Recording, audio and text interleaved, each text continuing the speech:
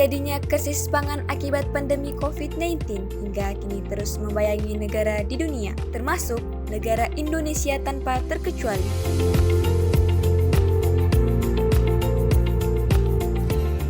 Menjadi hal yang logis jika negara ini pun perlu serius melakukan pengelolaan dan menyelesaikan persoalan komoditas pertanian yang masih impor. Bahkan, harga kedelai pun diperkirakan akan berfluktuasi.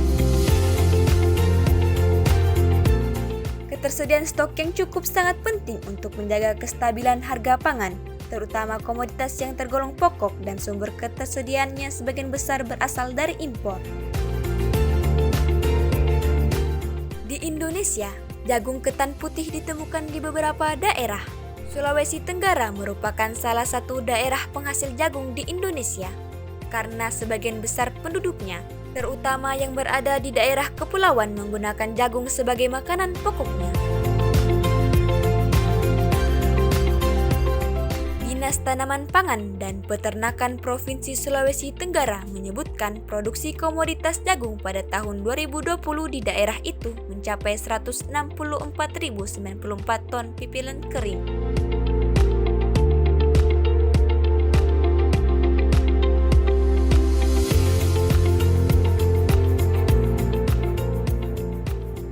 Fortifikasi adalah upaya meningkatkan mutu gizi makanan dengan menambahkan pada makanan tersebut satu atau lebih zat gizi mikro tertentu.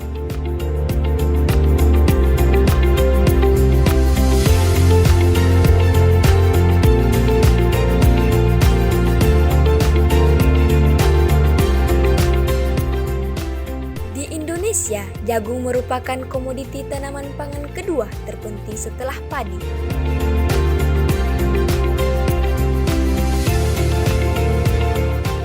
Jagung putih adalah jagung yang tidak memiliki pigmen karoten pada bagian endosperma. Tanaman jagung sangat bermanfaat bagi kehidupan manusia, sebab hampir seluruh bagian tanaman dapat dimanfaatkan untuk berbagai macam keperluan.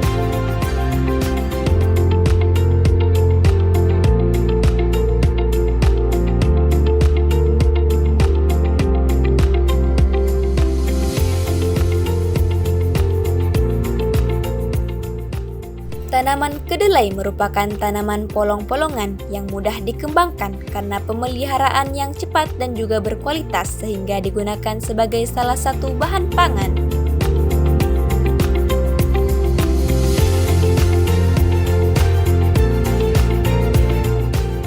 Tahu sebagai salah satu produk olahan dari kedelai merupakan sumber protein yang sangat baik serta daya cernanya yang tinggi.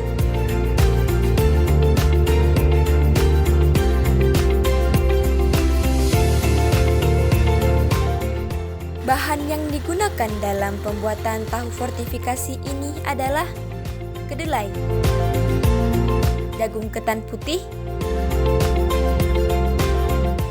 air bersih, bakteri asam laktat, dan bekatul. Alat yang digunakan dalam pembuatan tahu fortifikasi ini adalah pengaduk, mesin penggilingan, wajan, ayakan 60 mes, kain sifon.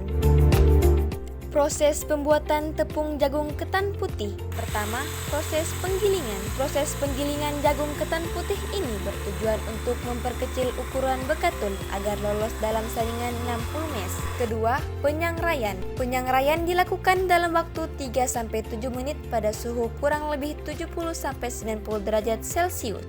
Ketiga, pengayakan. Pengayakan dilakukan menggunakan mes 60. Agar tepung jagung ketan putih yang didapat sesuai dengan keinginan dan tidak terlalu kasar. Langkah pertama dalam pembuatan tahu terfortifikasi jagung ketan putih yaitu kedelai dibersihkan, dicuci, dan direndam selama 3 jam. Kedelai ditiriskan dan dimasukkan ke dalam mesin penggilingan hingga menjadi bubur. Bubur kedelai dimasukkan ke dalam wajan yang berisi air mendidih dan dibiarkan mendidih selama 15 menit. Selanjutnya, disaring dengan kain sifon. Hasilnya berupa sari kedelai. Kemudian larutan bakteri asam laktat dan tepung jagung ketan putih yang diperoleh dituang ke dalam sari kedelai dan dibiarkan terbentuk koagulan. Koagulan yang terbentuk dicetak, dipres sehingga menjadi tahu terfortifikasi jagung ketan putih. Inilah hasil tahu fortifikasi sebagai upaya kita dalam menekan impor kedelai yang diharapkan dapat mewujudkan kemandirian pangan pasca COVID-19.